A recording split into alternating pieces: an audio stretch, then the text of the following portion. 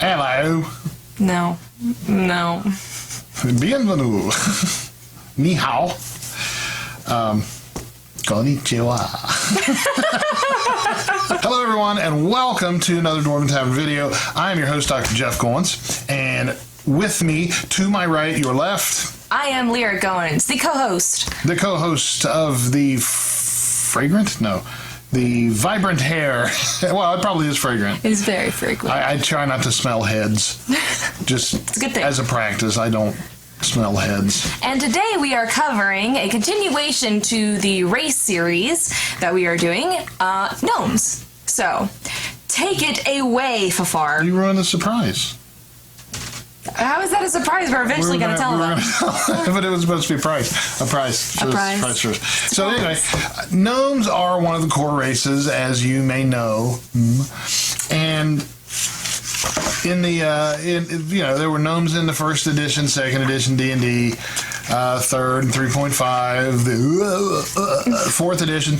I'm going to do that with everyone, aren't you? Every single time I mention fourth edition.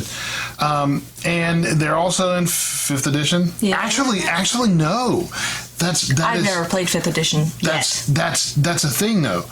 When fourth edition came out, they relegated gnomes to monster. Gnomes were no longer player characters in fourth edition. What? Yeah. So there is that. That happened. It's hard to believe that there are people starting out not knowing that gnomes are player characters. Yeah. And of course, you got Pathfinder and a plethora of other game systems that include gnomes. In the last video, when we were talking about dwarves, we were talking about how Taverneer Lisa and I used to play a couple when we were we were first started play. Anyway, we had I don't know. We had a pair of Arctic gnomes named Godfrey and Elspie Icecap. Yes. And Godfrey was pretty cool. I liked Godfrey. I had a gnome character named Devake. And I can't remember his last name, but it was so awesome. It was like Devake, Clever Shoe or something like that. It was very gnomish. That is a clever shoe. How it keeps walking with that foot.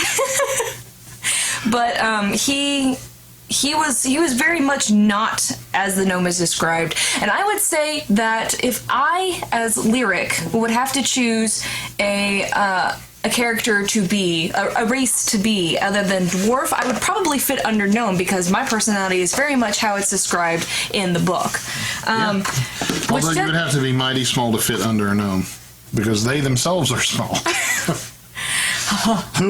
But what I'm saying is that just like with the dwarves and just like I'll say with the other videos, the character and the personality of these races can be branched over a very wide spectrum, and they aren't limited to what the book says. Especially when the book says things like the gnome, the actual image of the gnome here on page 23. You can see that does not look at all like a gnome. Gnomes are, actually there was a cartoon, you probably saw it way back when, it was called Gnomes. Maybe. And it had, they were like garden gnomes, and they were 6 inches tall, which is, far smaller than the gnomes in the gaming world. They're the real gnomes, real gnomes. They're real. They are 2.5 to 3 feet tall. See, for me, I always envisioned that the garden gnomes were dwarves and the Keebler elves were gnomes. Yeah, that's actually. That's always how I saw it. Because the Keebler elves, they all look. They get round noses, and white hair, male pattern baldness, even the females. Well, I mean, the Keebler elf in itself is a race. I mean, of fae. So yeah. moving on from that topic, gnomes, I have to say, I kind of agree with the definition in the book that the gnomes they're tricksters, they like the long names, and my barbarian gnome, how could I possibly forget Iknurknik? Iknur. No! Oh my god! Josh has rubbed off Taverneer Josh in our Roll20. She just did that. I did it. In our Roll20 playthrough of our very own campaign, you can go watch it at the link below. He pronounces my character's name Iknurknik, and I guess it rubbed off on me. His real name is Iknurknix, and the K and the X is a very, very special difference. So Iknurknix... One that has caused much domestic violence in a friendly and non-real domestic violence way. No, but Iknurknix, Wow. Dvake fit this very much so. Like, he was like your stereotypical gnome. He was clever and on his feet all the time.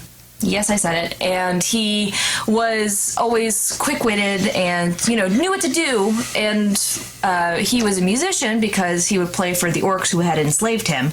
And that made him, this character.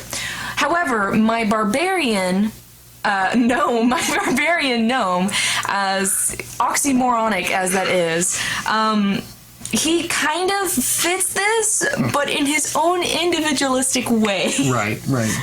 And he's a great example of how to play a gnome who's got all this spitfire and all this personality in this itty bitty body.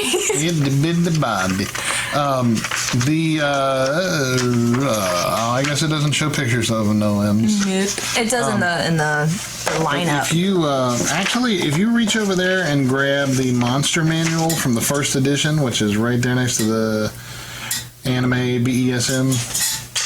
That guy right there. First, you just blew book dust into your beverage. There's no book dust on it. I did that for visual effect. Yes. Aesthetics. And of course, I turned almost directly to it because I've opened this book more times than any other book. Yes. That's the gnome. Big nose. And we'll show you a picture of this. No, I'll put all the pictures you up. you probably already have a picture of it. But in the first edition, the gnome is short and slight, where dwarves just look like a person, a human being that grew up on a planet with a lot of gravity. The gnomes just look like small people with kind of largish heads, big round noses. Disproportionate. Even the young ones look like old men, friendly old men, or in this case, a really ticked off old man with a hammer. Get off my lawn! Get off my lawn, you damn kids! So the gnomes didn't look like miniature elves, which is it's like a freaking plague that I'm not even kidding. Look at this gnome. Elves to us as humans are the ideal beauty. So we want everything to look like elves. Yeah. That's why we do this. Yeah, and I would never accuse the artists of being pedophiles, but some of these... Stop it. It ticks me off because gnomes and halflings are very distinct races unto their own. They're not related to elves in any way whatsoever. If anything, even though there's not any speciation between elves and humans, and because you can have a half elf, so that means that you got to be connected somehow. You have to be. There's no speciation there. No, but if anything, as it says in the first edition monster manual, the gnomes is closest to the cousin, which is a dwarf, and that's why in the 3.5 they are racially best friends. So they are genetically the closest, probably out of all of them. So you could almost base your gnomish personality off of a friendlier dwarf. Yeah, or you could smaller, you could create a dwarf and just smooth out the edges, and you have a gnome. Because I had a dwarf who found gnomes amusing, and but he was kind of not friendly with them because he kept saying, so your mother never finished anything, did she? What? That's so uncalled for. Yeah, it was. No, I was laughing at the conflict between Iknurknix and Valor Dabber, Josh's character. Not talking about them. And they're just like their gnomish conflict is almost more genuine than any of the other characters that we have ever played, and it's because not only are Josh and I kind of gnomish ourselves, right, but they base all of their personality off of their clan, and they are from the same clan. Therefore, they have a lot of the same personalities. Right. Excuse me. Did you guys want dessert before you paid your bill? That sounds nice. Yes. Thank you very much, waitress. Yes, we did. So, we'll be right back.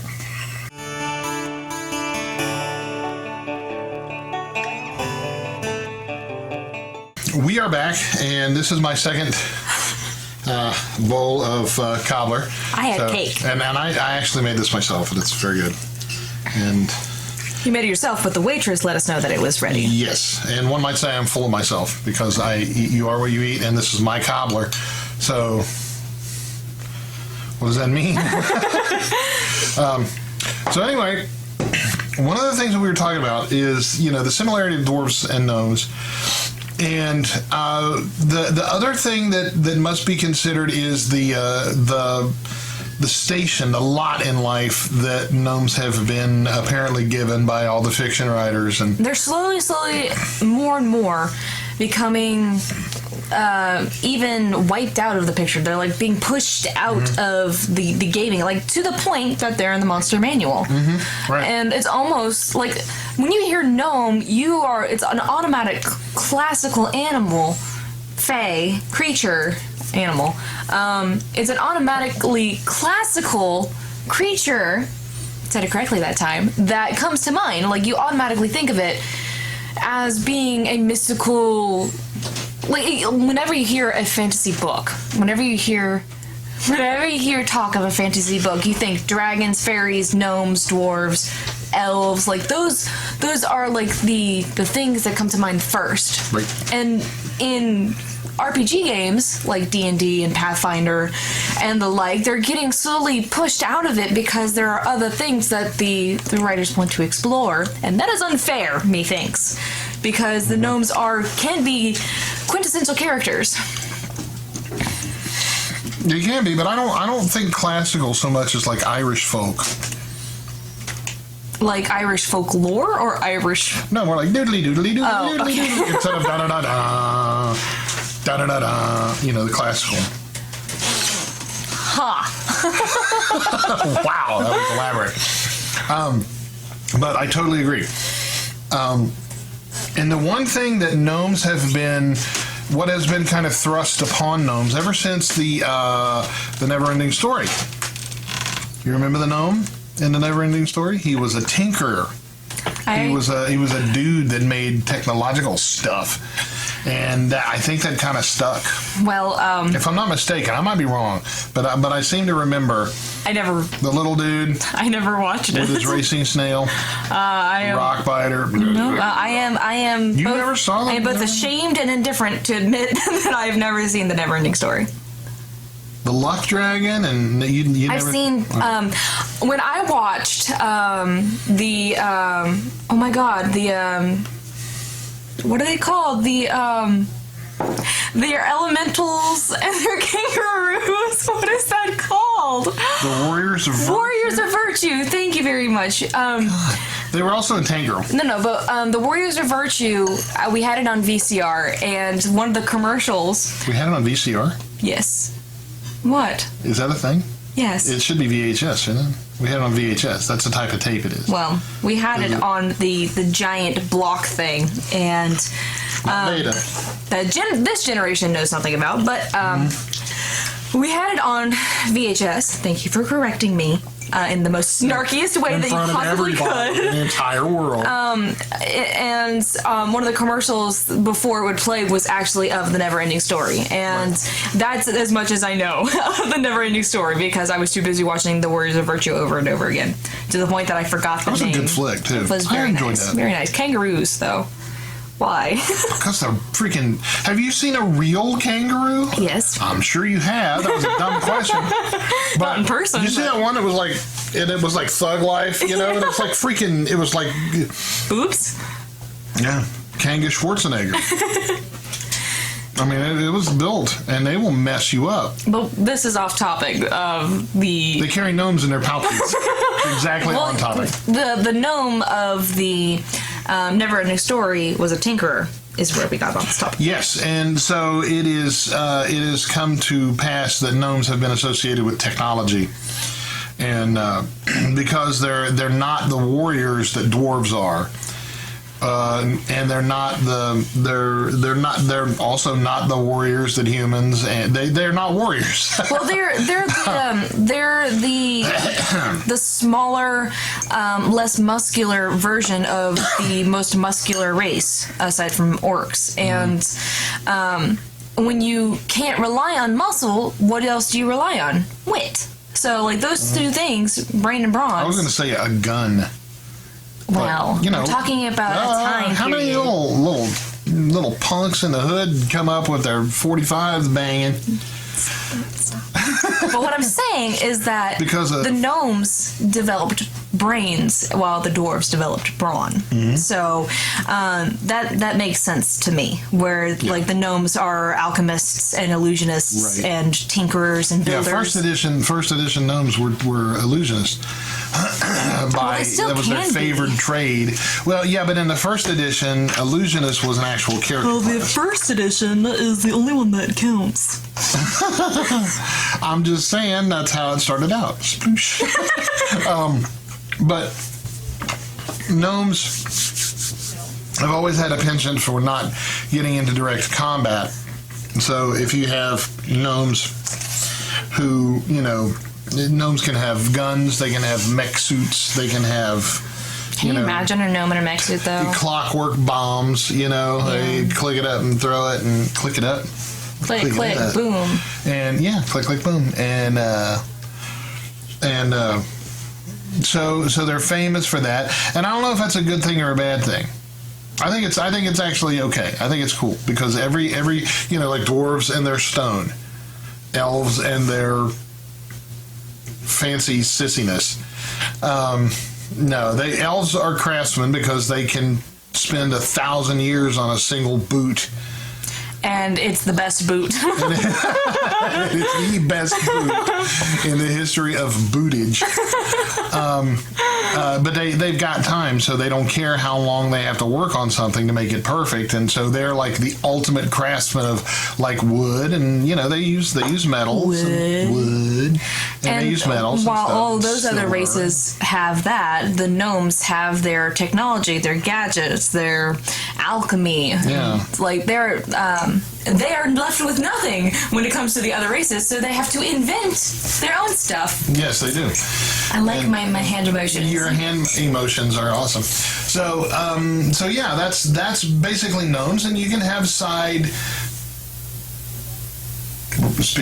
subspecies, side species. Well, let's stick Those to are those, I tumors. think. Side species. Kill me. Hellboy with the Golden Army. I'm a tumor. So you can have your subspecies like the Arctic gnomes or the deep gnomes, the Swarfneblin. Excuse me. That brings out the gaseous part of It me. does. And then you can also have gnomes that were adapted to like swamps. Like, I don't know why I'm fascinated with swamp. well, because it hasn't been covered thus far. Although I'm sure it has, but we see haven't. a gnome sitting out there with a corn cob pipe and a double barrel flint load and shot and musk. I don't even know. In a hut that's only 5 feet tall. Yeah, he owns a shop out there, and he's like, "You want to buy something? No. Get out!" He's like 3 feet tall, but the shotgun Makes a nut difference. makes up for a lot of height. I can totally see that. And gnomes, gnomes they're cool. They're cool races. So use your imagination. And again, like we talked about in the last video, you don't have to pigeonhole them, even though a gnome would probably fit. While you should use the gnomish description in the books as a guideline, more of a set of guidelines. Thank you. Use the behavior modifiers or the behavior descriptions as a set of guidelines, but then add your own flair to them, and don't make them an MMO. Yes. I'm boring. Yes. Boring her. Okay. Yes. No, you're not. I agree with you wholeheartedly. You don't have to cookie cutter them, and even if you do, you can just make them more of that. Like add your own sprinkles and icing and all that good stuff. And then eat them. Eat the cookie cutters. Eat them like gnomish cobbler. But that concludes this rant on gnomes. And if you have anything that you'd like to add, please comment below or message us in private, and we will get back to you. Message us in private. Well, send us pictures. You can also visit us and see what we're up to at www.dwarventavern.net. It is here. Yes. Spoosh. Man. This is a hard day. It's a hard day of... And don't forget to like and subscribe and all that good stuff. We really appreciate all your subscriptions and all the love you send our way. Even though there's a couple trolls every now and then, there'll always be trolls. You guys toss them a couple coins and leave. We send a little French gnome that hides under table 5 sometimes, and he takes care of them with his little electro auger. And, oh God, that would be awful. Stay focused. Sit at the table and and then he comes with your plate with these 2 meatballs. And spaghetti. You can stop. And sauce of an unknown origin. We thank you for watching. This has been the Dwarven Tavern. I am the co-host Lyric, and I'm Dr. Jeff Collins. And we wish for you to want for nothing but adventure, and at first I feared it, then I charged. Thanks for watching, and we'll see you next time.